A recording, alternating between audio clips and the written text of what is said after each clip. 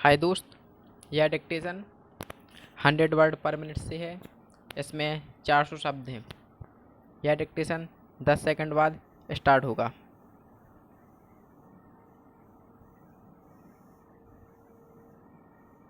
Ready, start. उपाध्यक्ष महोदय, मैं आपके सामने एक बात और रखना चाहता हूँ, और वह यह है कि देश में बेकारी बढ़ती जा रही है और इसे रोकने का कोई उपाय सरकार अभी तक नहीं कर पाई है। सरकार अपने दूसरे कार्यों में ऐसी उलझी रहती है कि उसे इस ओर ध्यान देने का समय ही नहीं है। यदि बेकारी की समस्या की तरफ सरकार ने अपना ध्यान नहीं दिया तो देश का जो बेरोजगार वर्ग है वह क्रांति कर सकता है, और अगर ऐसा हुआ तो सरकार को बड़ी परेशानी का सामना करना पड़ेगा। अतः मेरा सुझाव है कि सरकार को जल्दी से जल्दी इस समस्या की ओर ध्यान देना चाहिए। यह बेकारी ऐसी नहीं है कि फूंक मारते ही दूर हो जाएगी। इसके लिए सरकार को योजनाबद्ध तरीके से काम करना पड़ेगा। नए नए रोजगार के अवसर सरकार को ढूंढने होंगे। पढ़ाई के ढांचे में परिवर्तन करना पड़ेगा तथा कुटीर उद्योगों की ओर बढ़ावा देना होगा। पैरा। अब मैं देश में फैली अराजकता तथा आवश्यक वस्तुओं के मूल्यों में वृद्धि के बारे में भी कुछ कहना चाहता हूँ। मैं उन बातों को नहीं दोहराना चाहता हूँ जो मेरे दोस्तों ने कही है। एक बात मैं ज़रूर कहूँगा कि इस वक्त हिंदुस्तान की चारों तरफ की परिस्थिति बड़ी ख़राब है और इसमें किसी की जिम्मेदारी नहीं है। लोगों के पास सामान खरीदने के लिए पैसा नहीं है।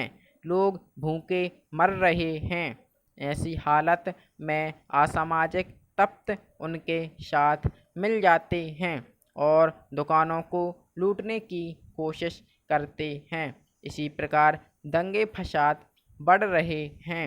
इन सब का कारण मूल्यों में वृद्धि से लगाया जा सकता है। लोगों में बेरोजगारी पहले से ही काफ़ी है और उस पर भी अगर उन्हें आवश्यक वस्तुएं सस्ते दामों पर ना मिल सकें तो उनकी हालत और भी ख़राब हो जाती है। एक बात बिल्कुल साफ है और सही है कि अगर सामान बाजार में होगा, चाहे वह चीनी हो, गेहूं हो, चावल हो या कुछ भी हो, और लोगों के पास उसे खरीदने के लिए पैसा नहीं है, तो वे लूटपाट ही करेंगे। इसके अलावा चीज़ों के दाम इतने बढ़ चुके हैं कि गरीबों के लिए उन्हें खरीदना भी मुश्किल हो गया है। इन सब की जिम्मेदारी किसकी है? क्या उस गरीब की है या राजनीतिक दलों की है? मेरे विचार में इस सब की जिम्मेदारी सरकार की है और इसके लिए मैं सरकार को बता देना चाहता हूँ कि जल्दी से जल्दी इसका कोई ना कोई इंतज़ाम किया जाए। पैरा। आज जमाखोरों तथा सरकारी अफसरों में एक समझौता हो चुका है। सरकार थोक व्यापार को अपने हाथ में लेना चाहती है, परंतु जमाखोरों को इससे बहुत नुकसान होगा और इसलिए वे सरकारी अफसरों से मिल गए हैं और इस नीति को विफल करना चाहते हैं।